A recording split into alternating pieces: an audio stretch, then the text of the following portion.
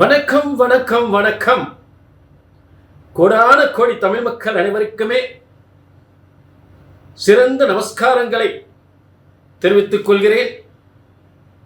வாழ்க வளமுடன், வாழ்க வளமுடன், வாழ்க வளமுடன். இந்த நிகழ்ச்சியில் அனைத்து ஐஸ்வர்யங்களும், அனைத்து செல்வங்களும், அனைத்து யோகங்களும் பெற்று சிறந்த வாழ்க்கை, உயர்ந்த வாழ்க்கை வாழ வேண்டும். இன்றைய தினம் ஆவணி மாத பலன்கள். ஆவணி மாத பலன்கள் ஆவணி 1 முதல் ஆவணி 31 வரை இருக்கக்கூடிய ஆவணி மாத பலன்களை பார்க்க போகிறோம். இந்த ஆவணி மாதத்தில் என்னென்ன பலன்கள், என்னென்ன பிரச்சனைகள், உங்களுடைய கடந்த காலம் எப்படிப்பட்ட பிரச்சனைகளை சந்தித்தீர்கள், அதை பற்றி கொஞ்சம் பேச போகிறோம். அப்போ இப்போ என்ன நடக்க போகிறது, இனி என்ன நடக்க போகும், இப்போ என்ன நடக்குது, இனி என்ன நடக்க போகும் அப்படின்றத நம்ம தெளிவாக இந்த நிகழ்ச்சியில் பார்க்க போகிறோம். உங்கள் ஒவ்வொருவருடைய வாழ்க்கையில் எப்படிப்பட்ட பிரச்சனைகளை சந்தித்து இருக்கிறீர்கள்? ஏங்க கேட்குறீங்க? பிள்ளை படித்தாங்க, நல்லா தாங்க படித்தாங்க, அவனுக்கு ஒரு வேலை இல்லை. ஆனால் நன்றாக கவனியுங்கள், உங்க பிள்ளைக்கு நல்ல வேலை கிடைக்க போறது இந்த ஆவணி மாதத்துல. இன்னொரு பிரச்சனையே என்ன, எத்தனை வருஷம் தாங்க என் பொம்பளை பிள்ளைக்கு மாப்பிள்ளை பார்க்கிறது? அந்த ஆவணி மாதம் உங்க பிள்ளைகளுக்கெல்லாம் திருமணம் முடியக்கூடிய மாதம். ராத்திரும்பலும் பாடுபடுறார் என் வீட்டுக்கார். காசு எவ்வளவோ போட்டார், லட்சக்கணக்கில் கோடிக்கணக்கில் போட்டுக்கிட்டு தான் இருக்கிறார். ஆனா ஏதாவது பிரச்சனைகள், தொழில் பிரச்சனைகள் அவரை போட்டு பாடாப்படுத்துறதுக்கு எவ்வளவோ நட்டம் ஆகிட்டே இருக்கு. இதுக்கு நாங்க என்ன பண்றது தெரியல. இல்ல ஃபேக்டரி எடுத்து மூடிறதா, தொழில் நடத்தலாமா தெரியல. நிச்சயமாக செய்கின்ற முதலீடுக்கு அதிக லாபம் தரக்கூடிய ஆவணி மாதமாக அமையப் போகின்றது. அந்த கவலையும் விடுங்க. இதோட இன்னொரு பிரச்சனை இருக்குங்க. சொத்து பத்திரம் முடிக்க எல்லாம் தயார் ஆயிட்டோம். 3 மாசத்துக்கு முன்னாடி இன்னும் போச்சு அந்த சொத்து முடிக்க முடியாம. ஏன் கேட்குறீங்க? கூட பிறந்ததுகளே இடையூறு ஆகி போச்சுங்க. அவன் தேவையில்லாம அதிக காசு கேட்கிறேன். அந்த சொத்தை முடிக்க விடாம என்னென்ன செய்யணுமோ அத்தனை பண்ணிட்டான். அந்த பிரச்சனையும் முடிய போகுது. ஒரு கடனை வாங்கி ஒரு சொந்த தொழில் வைக்கலாம்னு ஒரு லோன் சாங்ஷன் ஆகி பணம் எல்லாம் ரெடி ஆயிடுச்சு. அந்த தொழில் வைக்கிறதுக்குள்ள தொழில் ஆரம்பிக்க முடியாமல் நின்று போச்சு. இந்த ஆவணியில பிளான் பண்ணியிருக்கோம், நிச்சயமா நடக்கும். இப்ப ஒரு விஷயம் தெரிஞ்சுக்குங்க. இந்த ஆவணி மாதம் என்பது சூரியன் சிம்மத்தில் ஆட்சி வருகின்ற ஒரு மாதம். ஆட்சி மட்டுமல்ல, சூரியனாகப்பட்டவன் ஒரு ஒளி கிரகம். சூரியனாகப்பட்டவன் ஒரு ஒளிமயமான வாழ்க்கையை உருவாக்கக்கூடிய ஒரு ஒளி கிரகம். அரசாங்க பதவி, அரசாங்க உத்தியோகம், அரசாங்க பதவி, அதிகாரத்துவம் அந்த அரசாங்க உத்தியோக பதவி தரக்கூடிய ஒரு சூரியனாகப்பட்டவன், அரசு உத்தியோகம் தரக்கூடிய ஒரு சூரியனாகப்பட்டவன். ஆமாங்க, என் பிள்ளைக்கு நிறைய அரசு வேலைக்கு முயற்சி பண்ணிக்கிட்டு இருந்தா கிடைக்கும். இந்த ஆவணி மாசம் கிடைக்கும். ஆவணி மாதத்தில் ஆட்சி வருகின்ற சூரியன் அநேகருடைய வாழ்க்கையில் ஆவணி மாதம் ஒரு அதிரடி யோகம் ஏற்பட போகின்றது. ஒவ்வொருவரும் அவரவர் செய்கின்ற தொழில் சிறந்து உயர்ந்து பேரும் புகழும் கிடைக்கக்கூடிய அவர்கிட்ட போனாதான் அவர் கடைக்கு போனால் அவர் செய்கின்ற தொழில், அவர் கடைக்கு போனால் தான் அவர்கிட்ட வாங்கினா தான் எங்களுக்கு நல்லா இருக்கு அப்படின்னு பேரும் புகழும், உலகம் பூரா பேரும் புகழும் கிடைக்கக்கூடிய ஒரு யோகம், தொழில் அபரிதமான ஆச்சரியமான முன்னேற்றம் ஒரு அடைகின்ற ஒரு ஆவணி மாதம், தொழில் சிறக்கின்ற ஒரு ஆவணி மாதம், வாஸ்து உருவாகின்ற நிறைய வீடுகள் கட்டக்கூடிய ஒரு ஆவணி மாதம், புதுமனை புகுவிழா நடத்தக்கூடிய ஒரு ஆவணி மாதம். வீடு எப்படி கட்டிவிட்டோம், ஓரளவு முடிச்சுட்டோம், அந்த பால் காய்ச்ச முடியல, பாலை காய்ச்சிடலாம் ஆவணி மாதம், பால் காய்ச்சிடலாம். ஒரு கடைசி லோனு சாங்ஷன் ஆகாம நிற்கிது, அந்த கடைசி லோனு கைக்கு வந்தால் தான் ஃபினிஷிங் வேலை பார்க்க முடியும்.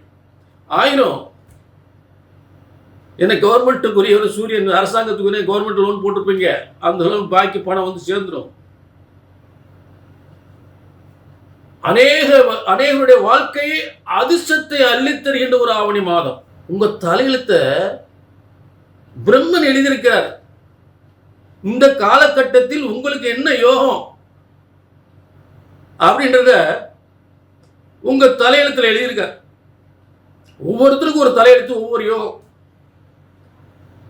அப்ப உங்க தனிப்பட்ட ஜாதகத்தை அழகா ஒரு அப்பாயின்மெண்ட் டைம் வாங்கி, கீழே நம்பர் இருக்கு பார்த்தீங்களா, ஒரு அப்பாயின்மெண்ட் டைம் வாங்கி ஒரு அரை மணி நேரம் டயத்தை ஒதுக்குங்க. உங்களுடைய பூர்வ புண்ணியத்தினுடைய யோகம் என்ன இருக்கு, பிரம்ம என்ன தலையெழுத்தை எழுதியிருக்காரு, பிரம்ம என்னதான் தலையெழுத்து எழுதியிருக்காரு பார்ப்போம். உங்கள் வாழ்க்கை ஆவணியில் அதிர்ஷ்டத்தை தரக்கூடிய மாதமாக ஏற்படும். உங்கள் லட்சியங்கள் நிறைவேறும். அமைதியா, பொறுமையா, தெளிவா, உலகத்துல இப்படி ஒரு விளக்கம் எங்கேயுமே நான் கேட்டதில்லை அப்படின்னு நீங்க எல்லாருக்கும் ரெக்கமெண்ட் பண்ணக்கூடியதா இருக்கணுமே தவிர அல்ல ஆளை பார்த்தோம்டா அப்படின்னு வேதனைப்பட்டுக்கூடாது. சரிங்களா? சிறப்பான முறையில் பார்க்கலாம். ஒரு அப்பாயின்மெண்ட் வாங்கிங்க, கீழே நம்பர் இருக்குங்க. இப்போ நம்ம ஆவணி மாத பலன்களை தெளிவாக பார்ப்போம். சரிங்களா? தெளிவாக எல்லாருக்கும் பார்ப்போம். அன்பான தனுசு ராசி நேயர்களே, உண்மை உழைப்பும் உங்களுடைய புத்தி கூர்மையும், தனுசு ராசிகளே, உங்களுடைய திறமையும் உங்களுடைய பேரும் புகழும் கிடைக்கக்கூடிய ஒரு மாதம், உங்கள் உழைப்பு உயர்வு தருகின்ற மாதம், உங்கள் உன்னதமான ஒரு உயர்ந்த இடத்திற்கு செல்ல போகின்ற ஒரு அற்புதமான மாதம் தான் இந்த ஆவணி மாதம். பாக்கியஸ்தானம் காலபுருஷ தத்துவத்தில், காலச்சக்கரத்தின் காலபுருஷ தத்துவத்தில் மேஷத்திலிருந்து 5ஆம் இடமான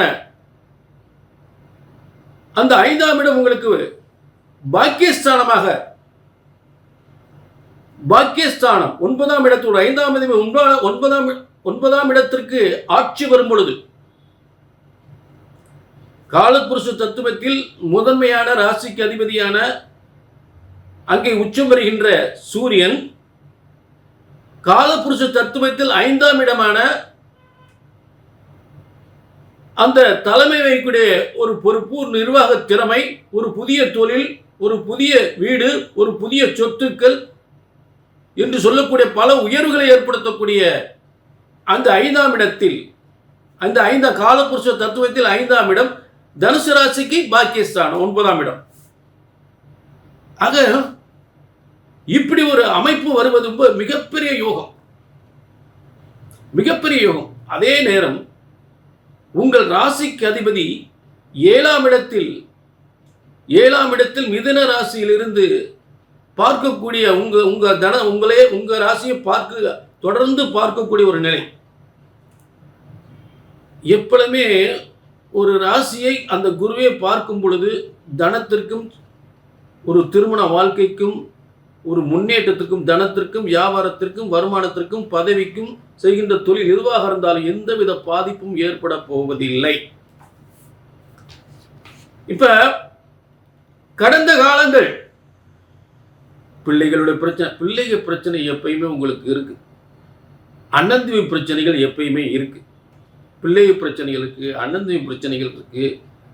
ஆனா உங்களுடைய அதாவது எல்லாருக்குமே சரி போ, உனக்கு என்ன செய்யணும், பிள்ளையே உங்களுக்கு எதிர்ப்பா நடந்தாலும் மனைவி உங்களுக்கு எதிர்ப்பா நடந்தாலும் நான் என்ன செய்யணும், அதே நேரம் நான் சொல்றது நீங்க கேட்கணும், நீங்க சொல்றது நான் செய்கிறேன் அப்படின்ற ஒரு முடிவுக்கு வரக்கூடியவங்க தான் தனுசு ராசிகள். நீங்க சொல்றது நான் செய்கிறேன், அதே நேரம் எனக்குன்னு ஒரு கொள்கை இருக்கு, அதற்கு ஒத்து வர மாதிரி நீங்கள் நடக்கணும் இல்லையா. நான் ஒன்றும் தவறான முடிவுக்கு வரப்போறதில்லை அப்படிம்பீங்க. தவறான முடிவு எடுக்க போறதில்லை. குடும்ப நலனுக்காக நான் எடுக்கப்படுகின்ற முடிவுகளுக்கு என் மனைவியாக நீயும் என் மகனான நீயும் அதற்கு ஒத்துழைப்பு தர வேண்டும். தீமைகளுக்கு முடிவெடுக்கல அப்படின்னு நீங்க சில போராட்டங்கள் வைப்பீங்க, அதற்கு அவங்க எதிர்ப்பா நடப்பாங்க. இதுதான் இருக்கக்கூடியது. கடந்த காலம் நடந்த விஷயங்கள் இதுதான். அப்ப இந்த கடந்த காலங்கள் நடந்த ஏற்பட்டங்கள், சொத்து பிரச்சனைகளோ மனைவி பிரச்சனைகளோ பிள்ளைகள் பிரச்சனைகளோ, இந்த பிரச்சனைகளுக்கெல்லாம் ஒரு மாற்றம், உங்களுடைய உயர்வு, உங்களுடைய பதவி, உங்கள் செய்கின்ற உத்தியோகம், தொழில், அந்த தொழில் வந்து ரொம்ப ஒரு ஒளிமயமான பிரகாசமான நல்ல டாப்ல முன்னேறக்கூடிய ஒரு அமைப்பு, வருமானங்கள் அதிகப்படுகின்ற ஒரு அமைப்பு. அதே உங்க பிள்ளையுடைய வாழ்க்கை மிகப்பெரிய ஒரு முன்னேற்றம். இந்த உங்க பிள்ளைகளுக்கு, தனுசு ராசி பிள்ளைகளுக்கும் நல்ல பதவி யோகம், ஒரு வெளிநாட்டு யோகம். தனுசு ராசி பிள்ளை கண்டிப்பா வெளிநாட்டு போயிருவீங்க, வெளிநாட்டுக்கு போய் ஆகணும். அப்ப அந்த பூர்வ புண்ணிய ஸ்தானத்துல யார் இருக்கான்னா ஏற்கனவே கேது உட்கார்ந்து இருக்கார். கேது உட்காரும்போது சூரிய நிறத்தில் இருக்கும்போது பிள்ளைக்கு தந்தையை விட்டு பிரிந்து உத்தியோகம் பதவி யோகங்கள் பெறக்கூடிய நிலை ஏற்பட்டு போகும். நிச்சயமா நடக்கும், உறுதியா நடக்கும். சரிங்களா? அடுத்து இந்த மனசுல ஒரு திட்டமிடுதல், ஒரு தைரியம், ஒரு தன்னம்பிக்கை, ஒரு பயணம், ஒரு இடமாற்றம், ஒரு பயணம், இதெல்லாம் வாழ்க்கையில் முன்னேறக்கூடிய விஷயங்கள். தற்போது ஒரு தொழில் ரீதியாக ஒரு மாற்றத்தையும், ஒரு இடமாற்றம், இல்லை உத்தியோக உயர்வினால் இடமாற்றம், பதவி உயர் இடமாற்றம், இதனால் நன்மைகள் ஏற்படுமா தீமைகள் ஏற்படுமா அப்படின்றத நம்ம பார்க்கணும். இப்ப அதன் மூலம் நன்மைகள் தான், அது நம்ம கண்டிப்பா உறுதி நடக்க போகுது. உயர்வான வாழ்க்கையை உறுதியாக தரப்போகுது. சரிங்களா? சரி. அப்ப இந்த பிரச்சனைகள்லாம் அடுத்து உங்களுக்கு காலபுருஷ தத்துவத்தில்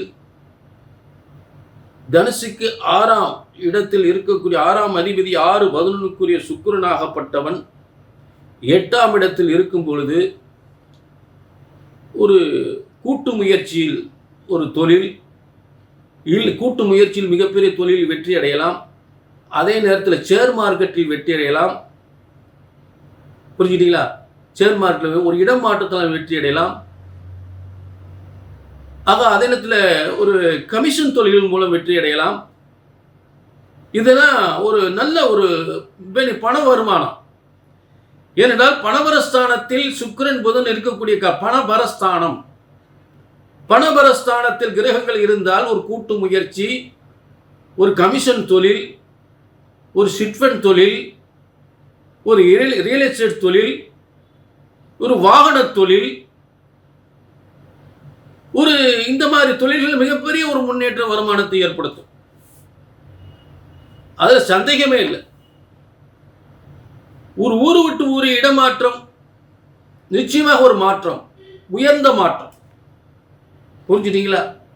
அடுத்து இந்த பூர்வ புண்ணிய ஸ்தானாதிபதி பூமிகாரகன் லாபஸ்தானத்தில் இருக்கும் பொழுது எத்தனையோ பிரச்சனைகள், பிள்ளைகளோட பிரச்சனை தீர்ந்தது, சகோதரர் பிரச்சனை தீர்ந்தது, பூர்வீக சொத்து பிரச்சனை தீர்ந்தது, தந்தையின் மூலம் ஏற்பட்ட பிரச்சனைகள் ஒரு முடிவுக்கு வந்து வருமானம், அவர் ஒரு டிமாண்ட் வச்சிருப்பாரு, அவர் ஒத்துக்காம இருப்பாரு, அதெல்லாம் மாறி நல்ல ஒரு யோகங்கள், நல்ல ஒரு மாற்றங்கள் பெறக்கூடிய ஒரு சிறந்த காலமாக இந்த தனுசு ராசிக்கு அமைந்திருக்கிறது.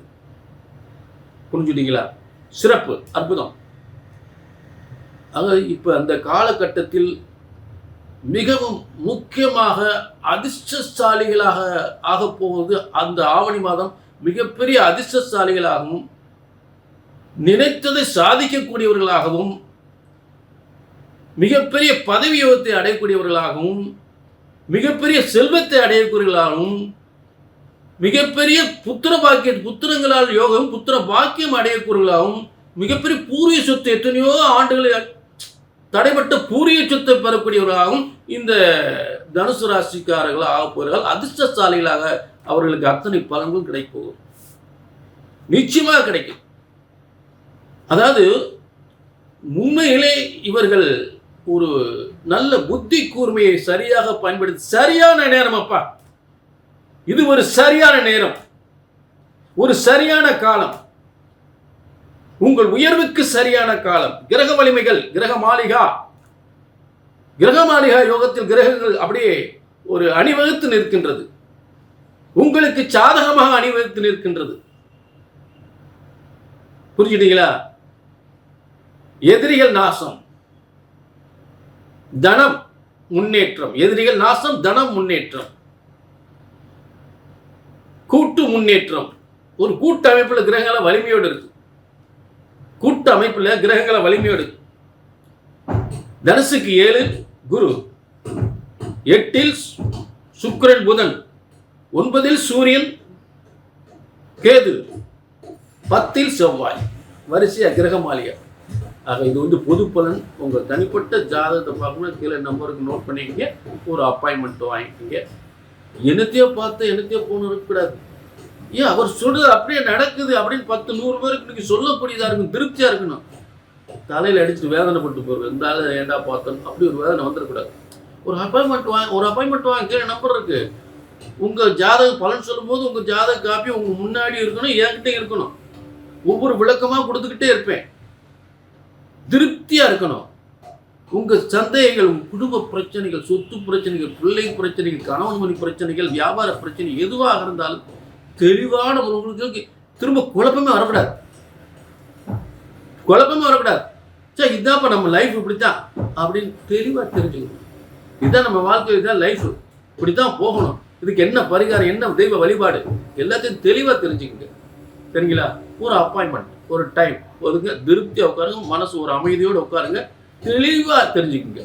மீண்டும் ஒரு நல்ல நிகழ்ச்சியில் சந்திக்கும் வரை உங்களிடமிருந்து விடைபெறுவது சித்தர் வாக்கு. 18 சித்தர்கள் உருவாக்கிய சித்தர் வாக்கு ஜோதிடர் பாலச்சித்தர். நன்றி, வணக்கம்.